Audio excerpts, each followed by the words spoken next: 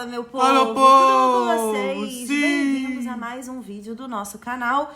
E aqui nós teremos um papo gostoso, um papo íntimo, um papo sobre um tema que está sendo muito falado recentemente e de tempos em tempos ele volta para a pauta porque novas gerações chegam em determinados conteúdos de entretenimento, descobrem determinadas obras. A vida é cíclica, né, gente? As coisas vão e vêm o tempo todo.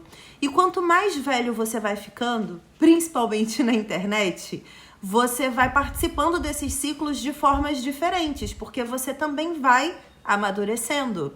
Então é muito curioso você ver determinadas pautas que voltam e que agora você consegue ter um prisma diferente sobre aquilo, você consegue refletir sobre você mesmo, você consegue olhar para trás e falar, uau, me colocando em perspectiva, eu entendo essas pessoas que estão agindo assim porque eu já fui uma dessas pessoas também. Então eu acho legal a gente conversar, porque esse ano tem muita estreia, tem muito conteúdo voltando pro cinema, pro streaming, novas temporadas. Agora as empresas estão demorando mais para produzir os seus conteúdos, sem aquela obrigatoriedade de entregar uma temporada por ano, por exemplo. Verdade. Bridgerton tá demorando 2 anos para ser produzido. Universo de Gelo e Fogo também.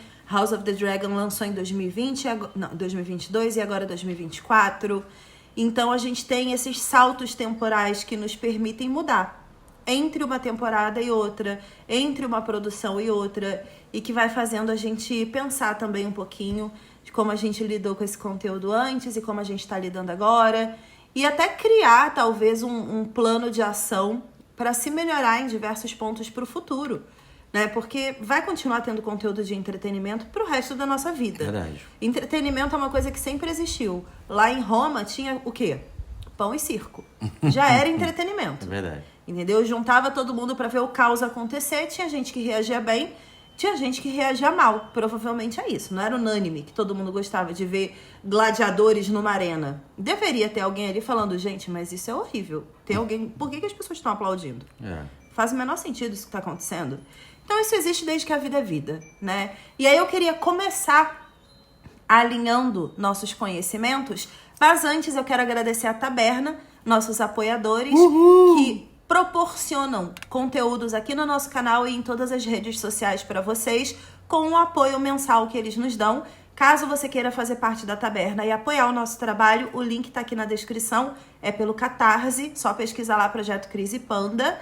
E queria agradecer a você que deu play nesse vídeo, chegou até aqui e vai participar dessa conversa com a gente também. Deixa o like. Já deixa o like agora para não esquecer até o final do vídeo. Boa. Eu pedi pro nosso philosopher de plantão, que é a pessoa que está atrás desta câmera, para poder pesquisar o conceito de fandom, de ser fã. O que é, Pandamente, ser fã? Cara, basicamente ser fã é um fã é uma palavra encurtada da palavra fanático. Tá, já começa assim. Aí aqui, deriva... Fanático vem do latim, que é louco, entusiasta, admirador de um deus. É uma pessoa que dedica a expressar sua admiração por outra pessoa, grupo, ideia, esporte ou até mesmo um objeto inanimado. Tá, então é uma pessoa que é louca por alguma coisa. Isso. Nossa, mas eu não sou louca, eu só gosto. Então, tá tudo bem, assim, acho que dentro do espectro do fã, né, não é a palavra louco que te define. Existe um espectro. Tem gente que, por exemplo, vai no Maracanã todo final de semana assistir um jogo de futebol. Porque esse é o nível de fanatismo da pessoa por futebol. Outras pessoas falam, nossa, não vou me enfiar no meio de um estádio lotado, com um monte de gente suando, calor do Rio de Janeiro, 40 graus, pegar trânsito, nossa, sem condições, vou ver de casa. É outro nível de fã, é uma pessoa que não se desgasta para estar com outros fãs como ele, como ela. Ser fã é uma dedicação direta.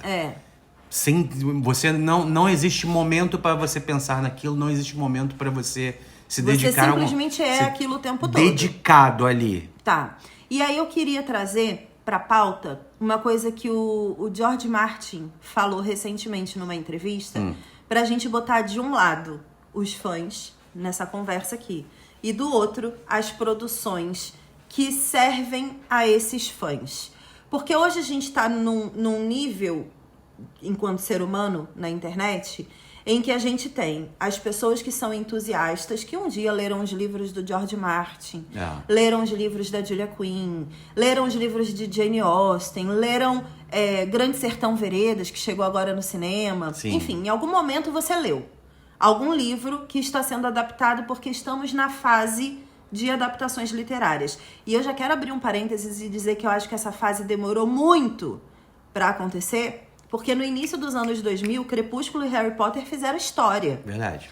E aí tivemos Senhor dos Anéis nessa época também.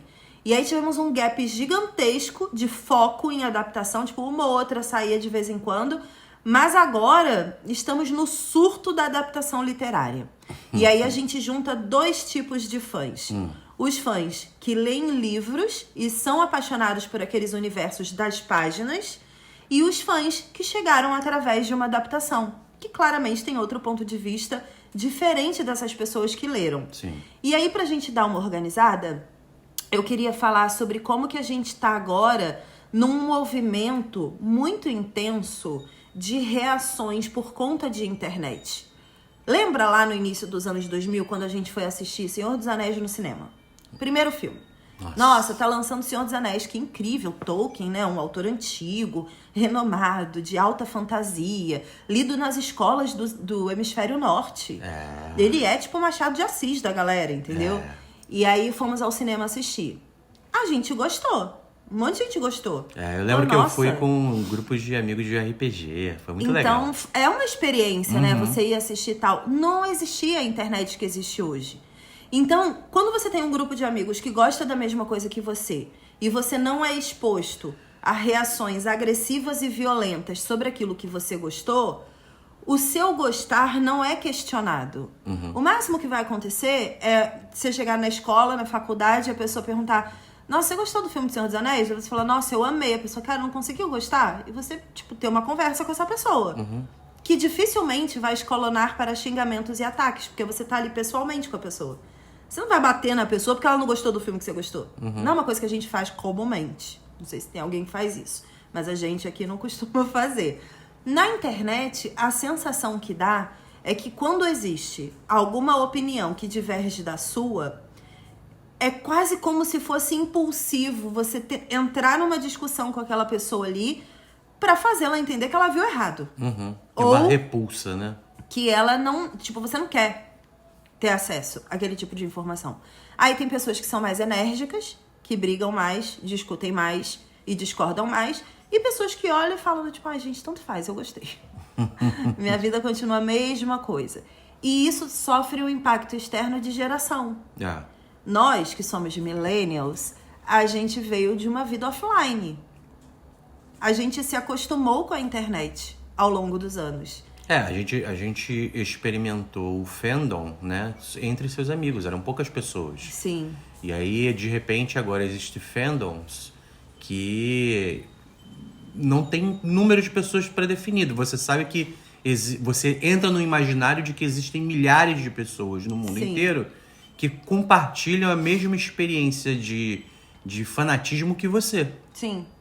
E você tem acesso a pensamentos, reflexões, ideias, questionamentos, aprofundamentos que você mesmo não teve. Né? Porque você tira as suas conclusões sobre as coisas, você termina um episódio. Isso é uma coisa muito engraçada hoje em dia.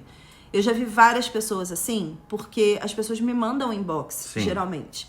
Falando assim, nossa, quando eu terminei o episódio tal, da série X, eu terminei achando meio fraco.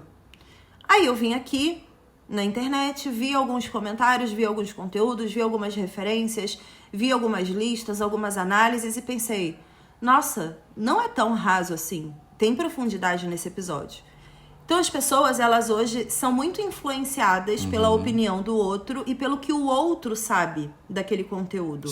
E isso vai moldando a sua segunda reação, a sua segunda opinião sobre alguma coisa. É baseado na opinião do outro, né? Sendo que esse outro pode ser qualquer um. Qualquer um. E aí você tem camadas de reação, né? Você tem a sua primeira reação sozinho em casa, você tem a reação depois que você entra no Twitter, que é uma reação um pouco mais raivosa. Depois você tem uma reação um pouco mais aprofundada quando você entra no Instagram, no TikTok, no YouTube, para ver conteúdos de pessoas que estão ali em busca de aprofundamentos sobre aqueles conteúdos. E aí você vai tendo segundas, terceiras, quartas impressões. E no fim das contas, o que você emite de opinião não é só sua mais. Você chega no trabalho e alguém pergunta assim: o que você achou do primeiro episódio da segunda temporada de Casa do Dragão? Aí você fala assim: cara, eu até gostei, mas sabia que no livro as coisas são um pouco mais intensas? E às vezes você não lê o livro. Você descobriu isso na internet, através de pessoas que leram e fizeram a comparação. E não é que isso se torne a sua opinião, mas isso agrega ao seu repertório de conversa. E aí... é um teste de personalidade também, né? Porque você pode simplesmente aceitar aquilo que o outro fala, ou você pode ser mais incisivo sobre a sua resposta sobre aquilo. Porque se o amigo que perguntou não gostou e você falar, até gostei, mas o amigo pode ser agressivo com você. Tipo, você gostou? Sim. Caraca, aquilo foi uma porcaria. E a pessoa achar que você claramente não viu direito. É um teste de personalidade, porque aí você tem que ou defender e argumentar sobre aquilo, ou você cede e falar, pela verdade, opinião tem do razão, outro. E aí muda de opinião. Eu queria lembrar a todos vocês, antes de falar o que o George Martin disse, que eu não esqueci, eu seguro aqui, ó, os bullet points estão aqui na minha cabeça. Há muitos anos atrás, no início da internet, existia todo um imaginário coletivo sobre Stephen King. Stephen King é um autor que odeia todas as adaptações dos seus livros. Sim. Ele fala mal, ele diz que é ruim, que as pessoas não sabem fazer e que não era o livro dele. E ele sempre reagiu negativamente. E as pessoas sempre chamaram ele de mimado, chato, implicante e até egoísta, dizendo que ele não gostava de ver outras pessoas tocando na história dele, mas que ele continuava aprovando adaptações dos livros dele, que dá dinheiro para ele. Então as pessoas reduziam a opinião do Stephen King a um capitalista sem vergonha. Basicamente era isso que acontecia. E ele ficou reinando sozinho. Por muito tempo. Por muito tempo, nessa seara de desgostoso com adaptações. Aí veio Neil Gaiman, que também tem algumas opiniões bem polêmicas, inclusive autores que usam Twitter, eles se tornam mais amargos socialmente, parece. E o Neil Gaiman é bem amargo. Ele não implica só com as coisas das obras dele, ele implica com outras obras. O Neil Gaiman se mete em muita treta no Twitter. Eu acho que o Neil Gaiman é o tipo de pessoa que se torna fã muito fácil. Muito. Eu acho que ele é conteúdos. entusiastíssimo, assim. Ele consome bastante. Por isso que ele se torna tão amargo assim. Exato. E aí você pega esses autores que são renomados, que têm um fandom gigantesco das obras deles, que batem muito em adaptações literárias. Sim. O tempo inteiro eles estão batendo. E aí você chega agora no que o George Martin disse numa entrevista e que tá todo mundo usando como se fosse, assim, a sua identidade. A galera tá pegando a frase do George Martin falando, é assim que eu penso. George Martin disse que os roteiristas, os showrunners, os produtores de séries e filmes, de adaptações literárias especificamente, têm o péssimo hábito de mudar as histórias originais.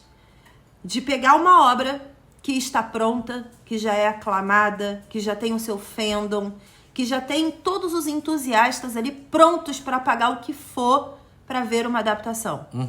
E eles pegam essas obras, reescrevem essas obras, mudam às vezes a personalidade de um personagem, a intenção de um outro personagem, o contexto de uma cena, de um evento importante. E aí o George Martin, depois de um monte de tempo com o universo de Game of Thrones, sendo considerado uma das maiores adaptações literárias dos últimos tempos, decidiu agora, que estamos na segunda temporada de Casa do Dragão, e que temos outros conteúdos dele vindo aí. A gente já tem confirmado a série da Conquista, aquele das navegações, 10 mil não sei o que lá. A gente já tem um monte de coisa do universo dele confirmada. Sim. A gente já teve aquela outra série, The Wild, não sei o que é o outro livro dele. Card. Que saiu na Netflix e que foi cancelada. Mas enfim, ele é um autor adaptado nesse momento, com um fandom absurdo no mundo inteiro. E ele disse que esses produtores, esses showrunners, eles ainda dizem que o livro é o livro e o filme é o filme, ou a série é a série. que são duas coisas completamente diferentes e que para você adaptar. E aí vejam no meu Instagram e no TikTok, @crisepanda, é um vídeo que eu fiz sobre a diferença entre adaptado de um livro, baseado em e inspirado em. Tem diferença esses 3 termos, e isso define muito a obra que vai para adaptação. Ele disse que essas pessoas, elas adaptam esses livros para se encaixar nesses novos formatos sem se importar tanto com a obra original, quanto com o autor, quanto com o que os fãs admiram naquela obra. Eu acho que é uma perspectiva muito egoísta da parte dele, porque você limita a percepção do outro pelo conhecimento que você tem.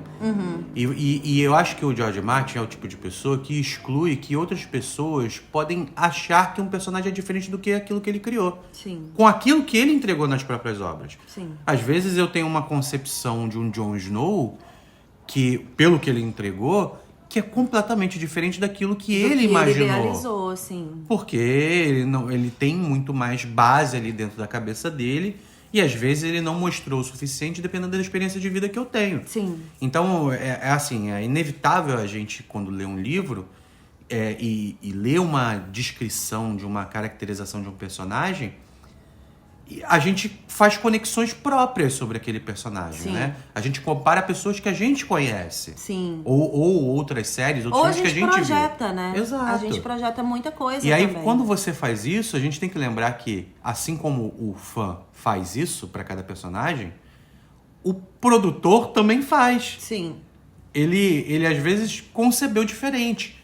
Às vezes ele acredita que, a partir daquele personagem, ele pode passar uma mensagem própria que ele quer deixar para o mundo. Sim. Ele não quer ser um copy-cola. Sim. Ele olha para aquilo e fala, caramba, isso aqui daria uma mensagem muito legal desse assunto aqui, ó. Que é atual, que conversa com as pessoas. E não é a mesma coisa do livro. Não, já não exato. é, em sua concepção. Na ideia que ele, no início, assim, quando ele pensa, caraca, e se eu fizer uma série para isso? Sim.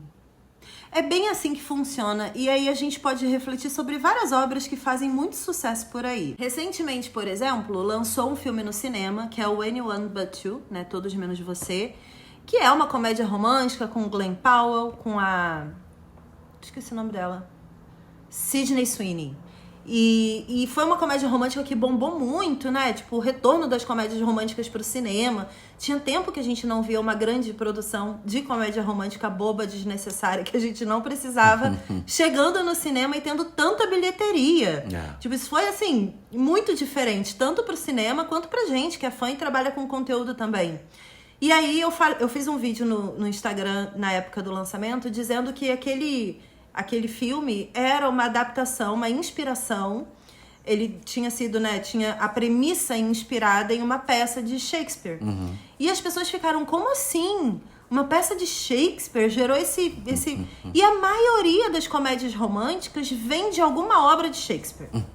A maioria. Porque é uma questão de argumento principal. Quando você fala de inspiração, é basicamente você ler vamos supor que eu li Acotar. E aí eu falei assim, nossa, um mundo de feéricos. E aí você tem a história de uma menina pobre que sai do mundo dos humanos, encontra o mundo feérico e é obrigada a ficar naquele mundo por questões adversas que aconteceram. E aí ela se transforma e ela descobre que sempre deveria ter vivido ali, porque meio que o nascimento dela aconteceu para que isso acontecesse no futuro na vida dela. E ela é um evento que era esperado naquele novo mundo. E aí ela encontra o amor da vida dela. Ela faz a vida dela inteira ali, participa de guerras de forma extremamente atuante, porque era para ela estar ali o tempo todo. Vamos fazer uma rápida inspiração. Se eu fosse fazer um filme contemporâneo inspirado em Acotar. Eu pego uma menina que nasceu no interior do Brasil. Vamos fazer brasileira. A adaptação com a Juliana Paz. Mentira. A gente vamos foi maravilhosa. Opa. Agora foi muito legal e eu invalidei todos os argumentos. Vamos supor que a gente tem uma menina que nasce em Belém. Vou pegar aqui da onde veio a família do Panda. Isso. Vamos botar a mãe do Panda. A mãe do Panda com 20 anos. Ela nasceu em Belém, dentro de uma aldeiazinha. Era criada ali por indígenas, os povos originários. Era a família dela. E aí ela foi criada pela avó e pelo avô. e tinha toda uma relação de subir no pé de açaí, viver a vida dela e tal. Então ela ia pra floresta. Eles lutavam muito pra ter comida, pra ter todas as vidas deles ali, né? Supridas com o básico do ser humano. Então ela tinha uma vida bem isoladinha, assim. De repente, andando pela floresta, ela chega num casarão que ela nunca tinha visto. Para um lado da floresta que ela nunca tinha ido. E quando ela entra ali, ela acaba descobrindo uma pessoa que conhece ela, que é um cara. E aí eles começam a conversar e tudo mais. E aí ela acaba tendo uma necessidade causada ali, porque eu não quero dar spoiler de Acotar, entendeu? Então, quem leu Acotar sabe o que acontece que eu não tô contando. Mas acaba tendo uma necessidade dela ficar ali, naquela casa, com aquele cara. Ele meio que faz um acordo ali e ela tem que ficar ali. E aí, por ser aquela primeira vez que ela vê um cara diferente, né, que dá umas festas engraçadas, que as pessoas usam fantasias e tudo mais, ela se apaixona por ele. Só que ela começa a perceber que ele é um pouco cruel. Esquisito esse negócio de que ele é cruel. Ela tá tão apaixonada por ele, a relação era tão boa. E aí um amigo dele distante chega e esse cara tenta salvar ela dele, falando, você não pode ficar aqui. Quando você pega esse contexto, essa inspiração para contar essa história que acontece no Brasil, no norte, com pessoas completamente X, que não tem nada a ver com o mundo de Acotar, que não tem férico, não tem gente com magia, não tem nada do universo de Acotar. Sim. É uma inspiração. A maioria das histórias vem de inspirações, de coisas que esses criadores viram em algum momento das suas vidas. Eles consomem livros, séries, filmes como a gente. Só que eles são criadores, contadores de história. E aí eles transformam tudo que eles absorvem ao longo da vida deles em novas histórias. Juntando, às vezes, uma pecinha daqui, uma pecinha dali, uma coisa que eles leram uma vez, e as histórias nascem na cabeça deles. Isso é normal de acontecer. Aí se você fala assim, não, mas essa história é uma inspiração daquela peça do Shakespeare. Aí as pessoas falam, não, mas não tem nada a ver com a peça. Você tem vários tipos de reação. E isso acontece com adaptação mais direta, como Bridgerton recentemente e Game of Thrones, que agora tá Casa do Dragão. Não, com essa explicação, eu acho que o fã e o criador, eles se tornam muito possessivos sobre a história que eles absorveram, sabe? Sim. Eu acho que o fã, ele acredita que aquilo é parte dele. E ele não quer compartilhar o que é dele. Não, e ele teve um sentimento com aquilo ali, às vezes, com uma coisinha. Do tipo, você viu a história inteira. E aí teve um evento dentro da história que você falou, nossa, isso daqui me pegou de jeito, Formou a minha parte meu caráter. favorita. Exato, eu nunca vou esquecer dessa cena, desse momento, eu sei a fala, eu sei tudo desse momento aqui. E aí no momento que acontece uma adaptação, não tem essa fala específica, que por um azar do destino era a sua favorita. E aí você fica, não, mas não foi uma boa adaptação. Não tinha nem essa fala. Então assim, essas coisas realmente definem as nossas reações. E aí eu queria muito falar sobre como é diferente pra gente lidar com o fandom quando a gente já conhecia a obra previamente e quando a gente não conhecia. Quando a gente começou a cobrir Game of Thrones, há muitos anos atrás, a gente não tinha lido nenhum livro de Game of Thrones. E as pessoas que eram fãs dos livros se irritavam com a gente, e tem gente irritada até hoje, durante todas as lives, porque a gente ficava feliz com cenas da série que eram absurdamente impossíveis para os fãs dos livros. Então, se eu elogiasse, por exemplo, a Sansa da série, tinha sempre alguém que falava assim, nossa, mas você está elogiando essa Sansa. A Sansa não é assim. A Sansa do livro é completamente diferente. Se eu elogiasse cenas e acontecimentos que estavam rolando na série e que não era igual no livro, as pessoas achavam que a gente era burro, que a gente estava de zoeira, que a gente estava puxando o saco da HBO só porque a gente estava criando conteúdo. Inclusive, esse é um argumento muito constante. Quando a gente gosta de alguma coisa, é porque ou a gente está passando pano para a empresa que produziu, ou porque a gente está puxando o saco da empresa que produziu. Quando a gente não gosta de alguma coisa, é porque a gente está sendo implicante, intolerante e eu, especificamente, chata. Sim. Que a coisa que eu mais ouço aqui é que eu sou chata pra caraca. Mas aí tá tudo bem, né, gente? Cada um. Mas agora a gente leu Fogo e Sangue.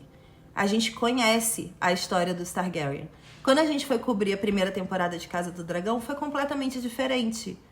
E aí tinham pessoas que eram só fãs, que não tinham lido o livro e que ficavam, nossa, eu gostava mais quando vocês não ficavam fazendo comparação com o livro. O conteúdo de vocês era muito mais legal. Vocês eram fãs muito mais legais. Agora vocês viraram advogado da regra. Fica do tipo, mas no livro, mas no livro. Tipo, nossa, vocês ficaram muito chatos.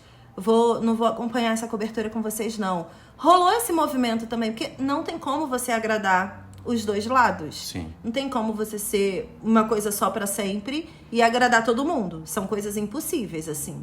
E aí, agora, nessa segunda temporada, eu recebi um comentário na primeira live agora de Casa do Dragão, de uma menina falando assim, nossa, vocês estão me dando spoiler do livro. Eu gostava do conteúdo de vocês, agora eu não gosto mais, porque vocês nunca foram assim de dar spoiler. Aí eu fui reassistir. Eu reassisti pra ver qual spoiler eu dei, porque eu falei, nossa, será que escapou algum spoiler? Será que eu falei alguma coisa? Sabe qual spoiler a gente deu? Que todos os Targaryens morrem, que dragões morrem. Não viu Game of Thrones. Porque todo mundo morre, gente. Vocês sabem disso. Só sobra Daenerys com 3 dragãozinhos. O resto tudo morre. Então, esse não é um spoiler considerado spoiler. É uma coisa do universo de Game of Thrones. Então, é impossível agradar todo mundo. Se a gente, no nosso microverso de poucos seguidores na internet, comparado com a quantidade de pessoas que existem no mundo... Sim. A nossa comunidade... Gente, até o Felipe Neto, que tem, sei lá, quase 20 milhões de seguidores no YouTube. Nossa. Ainda é um microverso. Uhum. Ainda é uma comunidade reduzida perante o que existe no mundo de quantidade de pessoas. Com a internet a gente tem uma perspectiva muito maior de quantidade de pessoas, né? Sim. Parece que o mundo encurtou o tamanho. A gente tem contato com pessoas de outros países, brasileiros que moram em outros países, Sim. ou pessoas realmente que nasceram em outros países. E o mundo se tornou muito mais próximo do que é realmente. Sim. Mas aí eu fico pensando, né? Por que existe o entretenimento? Pra quê? Né? Normalmente o entretenimento ele nasce com a ideia de que a gente precisa sair da nossa rotina. Sim. E aí a gente pra precisa te distrair, né? E aí não entra só no quesito da distração, porque às vezes a rotina é tão maçante que faz a gente entristecer muito. Sim. E aí é interessante isso de que a gente tende a sair da rotina para se divertir, aumentar a nossa qualidade de vida e tal. Só que o entretenimento e esses acontecimentos que a gente assiste se tornam memórias nossas. Sim. Faz parte da nossa experiência de vida. Sim. Só que hoje, qualquer coisa é entretenimento, Sim. né? E aí fica muito mais fácil. E aí eu fico imaginando, se o Eu acho que entretenimento... fica mais difícil. Se tudo é entretenimento, fica mais difícil. Se a gente tem mais fugas da nossa rotina do que a própria rotina, o jogo se inverteu. Sim. O lúdico se tornou O padrão, entretenimento se tornou a rotina. Sim. E olha Ainda quantas mais memórias a depois da gente pandemia, cria, né? Eu acho que a pandemia trouxe muito isso também. É. Eu vi o vídeo do Paulo Hatz ontem sobre o mercado literário e as mudanças que vem aí, né? Nos próximos anos. As previsões do mercado literário. E teve uma queda muito grande no consumo de ficção. Que na pandemia a gente teve pico de leitura. Muita gente fez clube do livro, muita gente tinha tempo. As pessoas estavam em casa, não tinha uma rotina atribulada, não tinham eventos sociais. A gente foi reduzido ao entretenimento, era só o que a gente tinha. Então era filme, série, livro, jogo, pra quem é de jogo. A gente tinha isso como única coisa possível para fazer todos os dias. Sim. Então a gente variava muito entre essas opções. E agora, o mercado literário está vendo as consequências do pós-pandemia. Verdade. As pessoas estão deixando de ler novamente. Mas não é como se elas viessem de uma crescente nos últimos 10 anos. Não. Foi o recorte da pandemia que fez muita gente entrar nesse universo. E aí eu tenho uma teoria de que agora, e eu tô sentindo como fã e como criadora de conteúdo, que os fandoms, eles estão mais alarmados. As pessoas estão se sentindo mais donas das obras, sabe? Do tipo, não estrago meu livro, não estrago meu personagem, Nossa, se for adaptar Os Sete Maridos de Evelyn Hugo, não pode deixar de ter isso, não pode faltar aquilo. Então as pessoas estão mais exigentes, mais ansiosas e mais agressivas com as adaptações literárias. E eu acho que muita gente entrou no mundo literário na pandemia. Muita gente é nova nesse universo. Muita gente leu livros que não leria normalmente durante a pandemia. E aí a gente ampliou a base de fãs de entretenimento que consumiu literatura, o que eu acho ótimo, não estou dizendo para parar de ler, mas temos mais pessoas apegadas a esses universos. Como, por exemplo, há um tempo atrás, quando saiu Game of Thrones, nem todo mundo tinha lido os livros. Quando você pega a reação do público com a primeira temporada de Bridgerton, que foi em 2020, era uma reação. Nem todo mundo conhecia o universo da Julia Quinn. Nem todo mundo conhecia a Julia Quinn. Bridgerton, nem nada disso. As pessoas achavam que era um livro único e não que era uma série, que tinha spin-offs e um monte de coisa. Agora, 5 anos quase depois, a gente teve uma reação completamente diferente na internet. Verdade. Porque as pessoas leram Bridgerton. As pessoas se apaixonaram pelo universo literário. E aí as exigências, as demandas do fã para adaptação já são completamente diferentes. A partir do momento que elas leram, elas se tornam mais viscerais e raivosas sobre aquela obra original. É delas. Então, esse sentimento e essa percepção fez eu me afastar muito da ideia de fã, sabe? Sempre quando eu me vejo muito próximo de me tornar um fã, eu me afasto. Porque eu não quero ser tão extremo assim. Eu não acredito muito que a experiência que eu tenho consumindo alguma coisa resume a experiência da minha própria vida. Sim. Então eu tô me afastando um pouco disso. Eu ouvi muito agora, né, que eu não briguei. Eu acho que a primeira temporada de Bridgerton foi super ok pra mim. A segunda, eu fui uma fã muito raivosa. Muito raivosa. E isso foi em 2022. Né? Pra Rainha Charlotte, eu fui uma fã adequada. Eu não tinha referência, então fui uma fã adequada. Agora, pra terceira temporada de Bridgerton, eu acho que eu fui uma fã equilibrada. Ai, desculpa, bati Porque você. eu vi as mudanças que aconteceram e eu não me importei. Sim. Nada daquilo me agrediu. Eu não permiti que as mudanças me agredissem. Porque é o que eu sempre falo, eu realmente tenho o livro. Se eu prefiro determinadas coisas do livro, eu tenho os trechos ali para eu ler.